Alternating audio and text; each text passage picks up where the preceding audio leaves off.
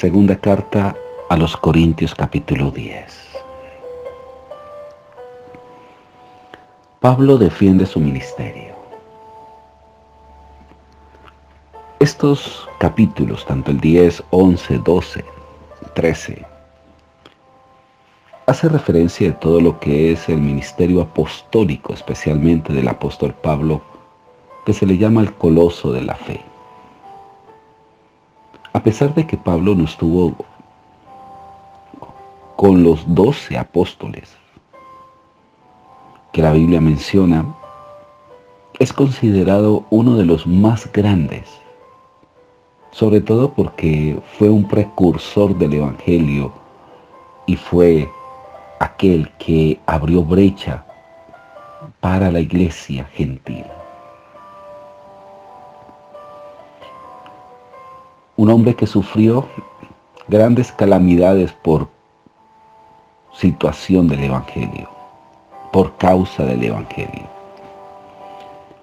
Pablo tuvo muchos inconvenientes, especialmente con la iglesia en Corintio. Se destacó la iglesia en Corintio negativamente por ser una iglesia carnal, inmadura. El ambiente en los Corintios era un ambiente sumamente fuerte. Paganismo, hedonismo, la intelectualidad por causa del pensamiento griego era muy fuerte. La inmoralidad sexual, a tal punto que en la iglesia había situaciones bastante graves con la moralidad sexual. Pablo defiende su ministerio. Aquí comienza a decir el apóstol Pablo: yo, Pablo, ruego por la mansedumbre y ternura de Cristo. Pablo apela realmente a ese carácter dócil, puro de nuestro amado Jesús. Yo, que estando presente ciertamente soy humilde, entre vosotros más ausente soy osado para con vosotros. Bueno, vamos a estar haciendo un paralelismo con la traducción viviente respecto a este capítulo. ¿Qué dice en esta traducción? Ahora yo, Pablo, le ruego con la ternura y bondad de Cristo, aunque me doy cuenta de que piensan que soy tímido en persona y valiente solo cuando escribo desde lejos. Pues bien, les suplico ahora, para que cuando vaya no tenga que ser atrevido con los que piensan que actuamos con intenciones humanas. Es decir, que Pablo está refutando una crítica que había llegado a sus oídos. Verso 3 dice: pues aunque andamos en la carne, no militamos según la carne. Aquí la palabra carne es la palabra griega, sars, S-A-R-X-S, sars, que tiene que ver con esas malas pasiones. En la carne, con esta palabra, está hablando de esa naturaleza perversa. Porque cuando habla de carne de nuestro cuerpo es la palabra soma, que viene la palabra griega somático, o enfermedades somáticas. Pues aunque andemos en la carne, no militamos según la carne, porque las armas de nuestras milicias no son carnales, sino poderosas en Dios para destruir fortalezas. Ahora, Pablo hace una gran referencia aquí, ya que en el versículo 2 dice: pues bien, les suplico ahora para que cuando vayan no tenga que ser atrevido con los que piensan que actuamos con intenciones humanas, o aquí en la versión Reina Varela, como si estuviésemos según la carne. Pablo dice, aunque tengamos este cuerpo, esta naturaleza pecaminosa, tenemos que ser conscientes que las armas de nuestras milicias no son carnales, sino poderosas en Dios para destruir fortalezas. Pablo no hace minucias que cuáles son esas armas. que destruyen fortalezas, porque aquí las fortalezas son las que vienen a nuestros pensamientos, a nuestra mente, esas fortalezas que se convierten en argumentos. Por eso dice, derribando argumentos y toda altivez que se levanta contra el conocimiento de Dios y llevando cautivo todo pensamiento a la obediencia a Cristo. Pablo sabe que uno de los campos fértiles del diablo, donde más a él le gusta sembrar semillas malas, es en los pensamientos. Por eso el apóstol Pablo dice, aunque andemos en la carne, no militamos según la carne. No hacemos caso a lo que la carne nos dice. Pablo sabe que todas estas series de cosas, todas estas críticas son obras de la carne. Y él dice, las armas de nuestras milicias no son carnales. Ahora Pablo no especifica cuáles armas. Nosotros suponemos, porque aquí es de suponer, que esas armas tienen que ver con la oración, que esas armas tienen que ver con la palabra. Hay una cantidad de armas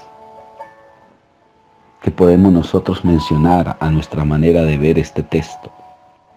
Y esas armas, dice la Biblia, no pertenecen a la carne, sino más bien son poderosas en Dios para destruir esas fortalezas,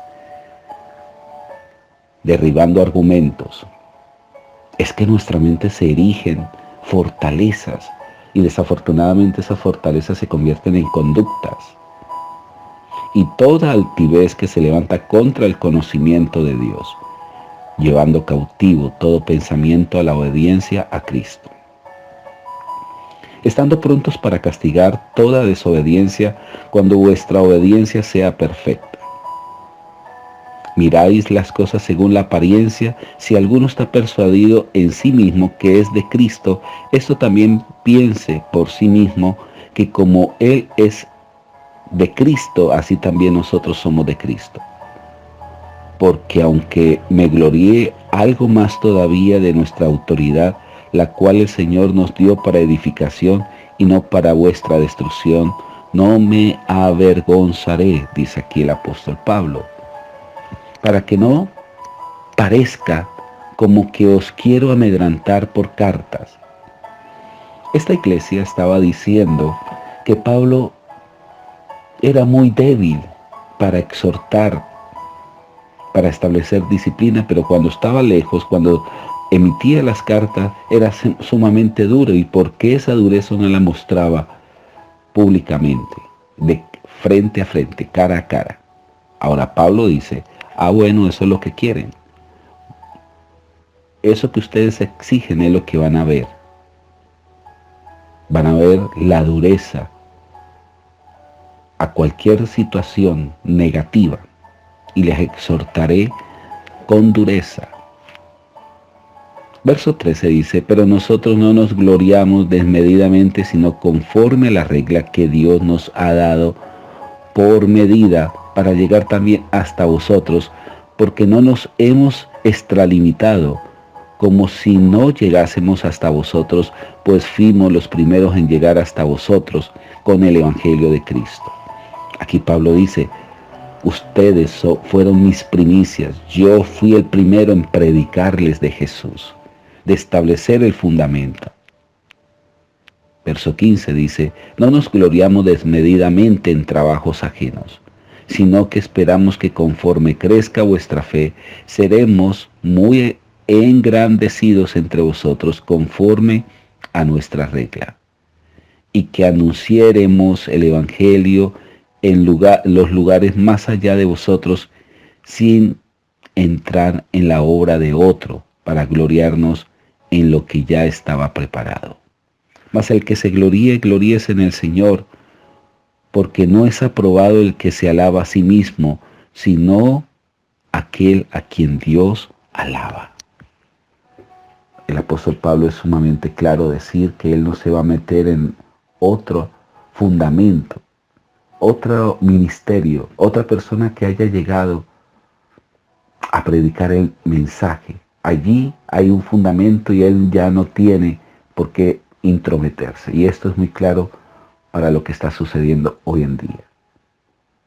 Cuando alguien comienza a hablar donde ya otro ha puesto fundamento. Dios coloca personas específicas en lugares específicos. Recordemos que nuestra comisión es llegar a aquel que no conoce del Señor y no ir arrebatando ovejas, filigreses de otras iglesias. Dios no lo ve con buenos ojos, por tanto Pablo aquí lo ratifica. Amigo y amiga, que tengan todos un excelente día y estaremos mañana con el siguiente capítulo. Bendiciones.